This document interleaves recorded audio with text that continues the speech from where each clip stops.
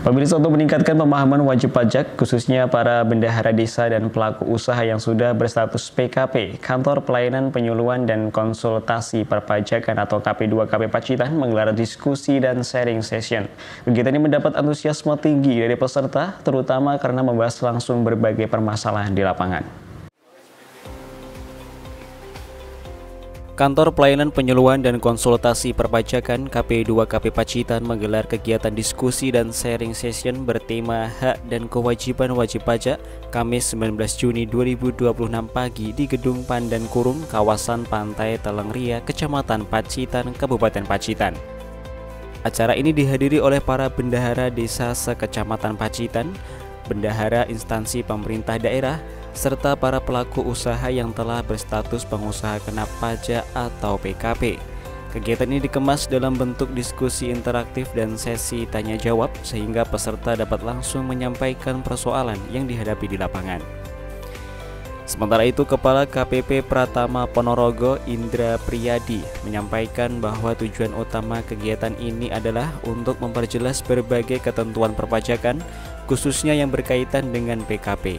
Salah satu isu yang banyak ditemui menurutnya adalah soal pembuatan faktur pajak. Banyak kasus di mana bendahara membeli barang atau jasa dari penyedia yang belum berstatus PKP. Padahal hanya PKP yang bisa menerbitkan faktur pajak dan faktur tersebut wajib dilaporkan.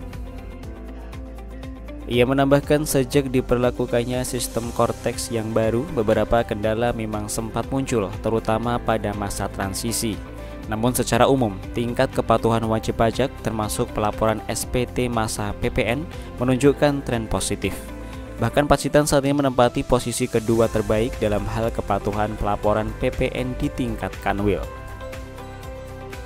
Hari ini kita diskusi tentang kewajiban perpajakan, khususnya yang terkait dengan PKP ya. Karena untuk Cortex ini beberapa kendala yang muncul biasanya terkait dengan kewajiban terhadap wajib pajak yang sudah PKP. Misalnya pembuatan faktur pajak. Kemudian bagi bendaharawan itu kan suppliernya, pemasoknya kan harus sudah PKP. Nah, kami berharap dengan acara ini bendaharawan makin paham siapa suppliernya, dan teman-teman PKP yang itu udah hari ini bisa sadar, karena kalau sekarang kalau nggak lapor faktur pajak yang udah dibuat kalau udah bikin faktur pajak harus lapor, kalau nggak nanti nggak bisa bikin faktur pajak lagi atau nggak bisa lapor lagi. Hal-hal kayak gini harus dipahami oleh seluruh PKP yang ada di Pacitan. Kalau setelah ada perubahan dari Cortex itu sendiri, Pak, itu untuk lapor pajak sendiri di Pacitan seperti apa? Untuk saat ini kita mengalami peningkatan ya, walaupun di awal-awal itu kita agak kesusahan Januari Februari masa-masa itu, karena memang itu hal baru dan banyak sekali problematika, apalagi masa-masa transisi. Tapi di Mei kemarin kita sudah mulai bagus, dan kita kepatuhan SPT masa PPN itu cukup bagus ya. Kita kalau tidak salah nomor 2 atau nomor 3 di lingkup Kanwil kita ini.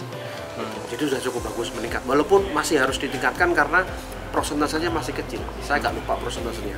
Mungkin itu yang harus ditingkatkan oleh Pak PKP. Mungkin ada pesan, Pak, kepada masyarakat setelah ada perubahan Cortex ini? Ya, yang pertama, Cortex itu menuntut semakin paham dan semakin tahu dalam pelaksanaan kewajibannya. Jadi kalau tidak aware, saya takut malah nanti kena denda. Yang pertama. Yang kedua, Cortex itu soalnya merangkum seluruh kegiatan menjadi dalam satu rumah. Jadi buka pintu semuanya bisa. Kalau dulu dalam beberapa aplikasi, sekarang dalam satu aplikasi saja namanya Cortex. Jadi kalau dipelajari lebih dalam lagi akan sangat membantu kewajiban perpajakannya. Yang ketiga, Cortex ini kalau dari sisi DJP itu memudahkan berinteraksi, karena rumahnya sama kan. Jadi kita ngobrol dengan BP itu nanti datanya sama karena lapornya di Cortex. Melalui diskusi seperti ini, para bendahara dan PKP semakin paham akan tanggung jawab perpajakannya, sekaligus bisa meningkatkan sinergi antara wajib pajak dan pihak perpajakan.